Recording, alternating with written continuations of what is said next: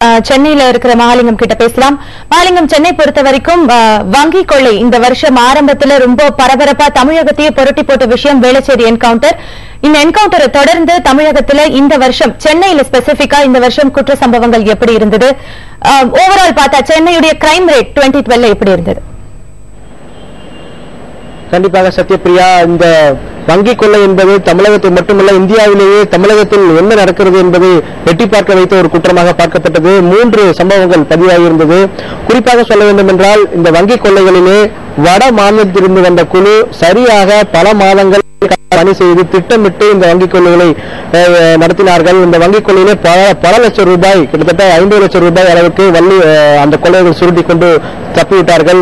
மேலும் காவல்துறைக்கு அவர்கள் பற்றி எந்த குழுவும் இல்லை, எந்த ஒரு தகவலோ அல்லது ஆதாரமோ இல்லை. அந்த சூழ்நிலையில் சென்னை காவல்துறைக்கு ஒரு மிகப்பெரிய சவாலான வழக்காகவே இது பார்க்கப்பட்டது. தொடர்ந்து பல்வேறு கோணங்களிலே பல்வேறு கிட்டத்தட்ட 150 நாட்கள் இதற்காக பணிபுரிந்தார்கள் அந்த சிறப்பு குழுவில். இப்படி தொடர்ந்து பணியாற்றி இந்த வங்கிக் கொள்ளையினை கண்டுபிடித்து அவர்கள் என்கவுண்டரில் இப்பொழுது அவர்கள் இறந்திருக்கிறார்கள். இந்த வழக்கம் இப்பொழுது சென்னை உயர்நீதிமன்றத்தில் நிலுவையில் இருக்கிறது. இந்த என்கவுண்டர் சம்பந்தமான வழக்கு குறிப்பாக சொல்ல வேண்டுமானால், சென்னையிலே பொருளாதார குற்றங்கள் மிக அதிக அளவில் பதிவாயிருக்கிறது என்று சொல்ல வேண்டும். மற்ற நகரங்களை ஒப்பிடும் பொழுது மற்றும் மற்ற மாவட்டங்களை ஒப்பிடும் பொழுதும் சென்னையில் அதிகமாக பொருளாதார குற்றங்கள் அதிகமாக இருக்கிறது. குறிப்பாக ராபரி என்று சொல்லப்படக்கூடிய வழக்குகள் 69 வழக்குகள் பதிவாயிருக்கிறது இந்த ஜனவரி முதல் செப்டம்பர் மாதம் வரை. அதில் கண்டுபிடிக்கப்பட்ட வழக்குகள் என்பது வெறும் 56 வழக்குகள் கண்டுபிடிக்கப்பட்டிருக்கின்றன. அதே போல வீடு உடைத்து திருட்டுகள் என்பதும் அதிகமாகிக் கொண்டே இருக்கிறது.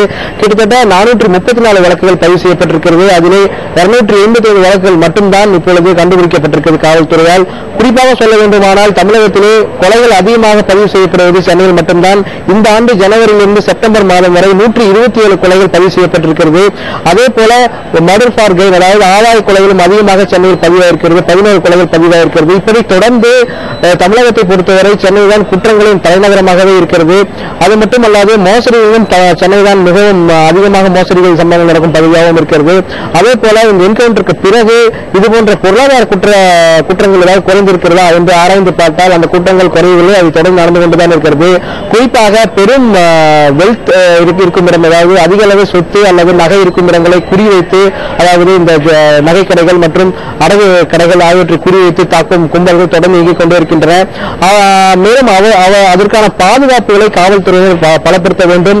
அதற்கு அந்த கடைக்காரர்கள் பொறுப்பேற்க வேண்டும். சிசிடிவி உள்ளிட்ட பாதுகாப்பு உபகரணங்கள் பொருத்த வேண்டும் என்ற ஒரு வேண்டுகோளை முன்வைத்திருந்தார்கள். பெரும்பாலான கடைகள் அவைகள் பொருத்தப்பட்டிருக்கின்றன. ஆனால் இந்த குற்றங்கள் மிகவும் தைரியமாக இன்னும் பட்டப்பகலில் கூட பல குற்றங்கள் நடந்திருக்கிறது சென்னையிலே. இதே பிரச்சனை தொடர்ந்து தமிழகம் முழுவதும் எதிரொலிப்பை காண முடிகிறது. குறிப்பாக தங்க நகை கடைகள் மற்றும் அடகு கடைகள் இந்த குற்றங்கள் அதிகமாக குறிவைத்து தாக்கப்படுவதை நாம் தொடர்ந்து பார்த்துக் கொண்டிருக்கிறோம். இதில் வட மாநிலங்களில் இருந்து இந்த கும்பல் வந்து இது போன்ற குற்றங்கள் ஈடுபட்டு கொண்டு பிறகு திரும்ப அவர்களுடைய மாநிலத்தில் தப்பி சென்று விடுவதாகவும் சொல்லப்படுகிறது. இவர்களை தேடி பல்வேறு தடுப்புகள் அமைக்கப்பட்டிருந்தாலும் கூட இந்த குற்றங்கள் விரைவில் புலனாகாமல் இருப்பதால் அந்த குற்றவாளிகளுக்கு ஒரு தைரியமாக இது இருப்பதாகவும் அதிகாரிகள் தெரிவித்திருக்கிறார்கள். சத்யபிரியா, நிச்சயமா மகாலிங்கம்.